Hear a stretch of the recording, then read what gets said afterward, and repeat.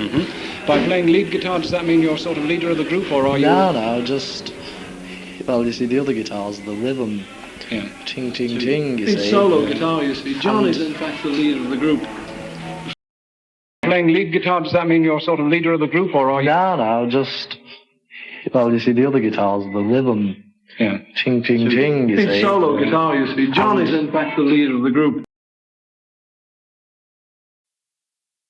Well, it's a very great pleasure for us this evening to say hello to an up-and-coming Merseyside group, the Beatles. And I know their names, and I'm going to try and put faces to them. Now, you're John Lennon, aren't you? Yes, that's right. What do you do in the group? I play harmonica, rhythm, guitar, and vocal. Mm-hmm. That's what they call it. Harmonica, rhythm, guitar, and vocal. Then there's Paul McCartney, that's you. That's me, yeah. And what do you do? Play bass guitar and sing, I think. Oh, that's what they say. Quite apart from being vocal. Yeah, well, yeah, same thing. Then there's George Harrison. How do you do? How do you do? What's your job? Lead guitar and sort of singing. Mm-hmm. By playing lead guitar, does that mean you're sort of leader of the group, or are you... No, just... Ting, you see. It's solo guitar, you see. John is, in fact, the leader of the group. Yeah, I don't know whether we caught that or not, but I hope it went in. Yeah. And over in the background here, and also in the background of the group, but making a lot of noise, is Ringo Starr. Hello. You're new to the group, aren't you? Yes, 9 weeks now. Mm-hmm. Were you in on the act when the recording was made of Lovely Yes, Do? I'm on the record. Yeah, you're on like this. I am. Yeah. It's down on record, you know. Now, I'm the drummer. what's that offensive weapon you've got there? Those are your drumsticks. Well, it's just a pair of sticks a fan have just bought me, you know, because we're going away, and they put my name on. Yeah. And it's good, you know. Well, you say you're going away. That leads us on to another question now. Where are you going? Germany, Hamburg. Mm-hmm. Yeah. Now, you have 2 weeks. Standing great engagements over there, haven't you? Well, the boys have been there quite a lot, you know, and I've been there with other groups, but this is the first time I've been there with the Beatles. Mm-hmm. Well, Paul, you tell us, how did you get in on the act in Germany? Well, it was all through an old agent. We first went there for a fellow who used to manage us, and Mr. Alan Williams of the Jacaranda Club in Liverpool, and he found the engagement, so we sort of went there, and then went under our own steam, as they say, afterwards, you know. Mm-hmm. And we've just been going backwards and forwards and backwards and forwards. You're not dizzy at all? Well, yes, actually, yes. Yes. It's my left leg, you know, the war.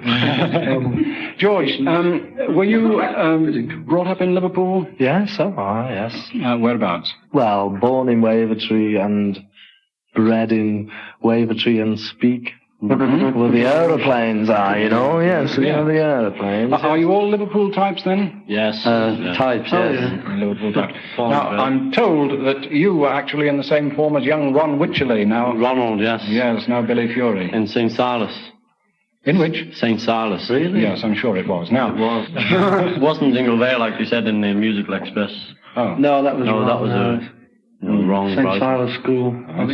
Well, now I'd like to introduce, if I may, a young disc jockey who helps us out with programs at Cleaver and Clatterbridge hospitals. His name is Malcolm Threadgill. He's 16 years old, and I'm sure you'd like to ask some questions from the teenage point of view, Malcolm. Yes, thank you.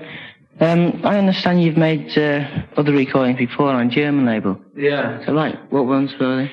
Well, we did first of all, we made a recording with a fellow called Tony Sheridan. We were working at a club called the Top 10 Club in Hamburg. And we made a recording with him called My Bonnie, which got to number 5 in the German hit parade, but it didn't do a thing over here. You know, it wasn't a very good record, but sort of the Germans must have liked it a bit, you know. And we, begging your pardon, and we did an instrumental which was released in France on an on an EP of Tony Sheridan's, which George and John wrote themselves.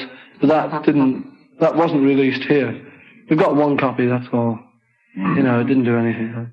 You composed P.S. I Love You and Love Me Do yourself, didn't you? Yeah. Who does the composing? Well, between you? it's John and I. We write, you know, sort of the songs between us. Yeah.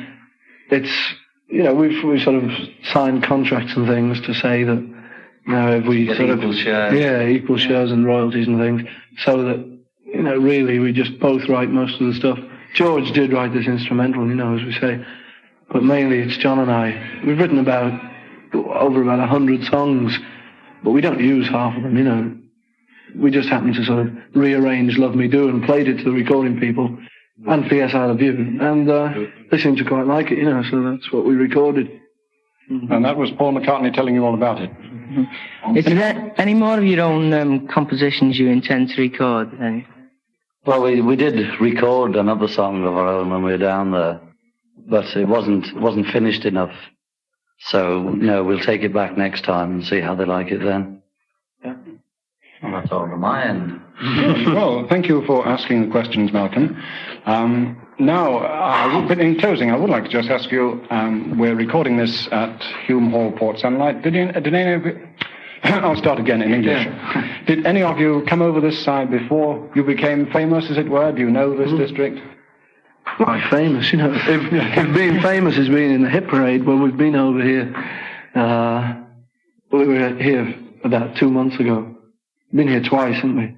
I've got relations here, Rock Ferry. Have you? Yes.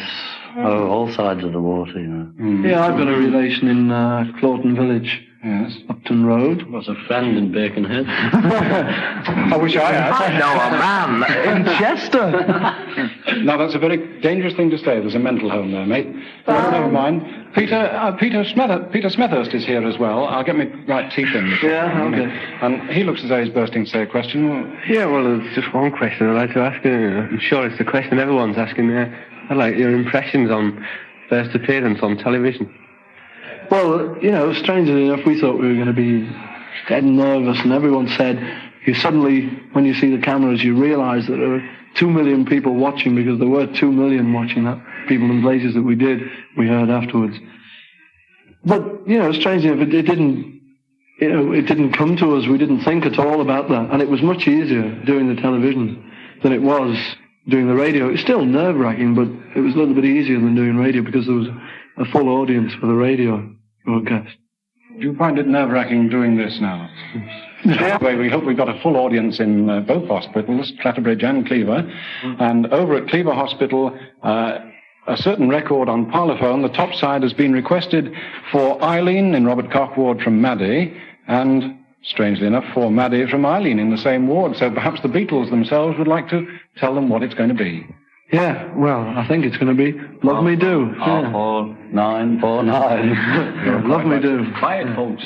And I'm sure from them the answer is P.S. I Love You. Yeah.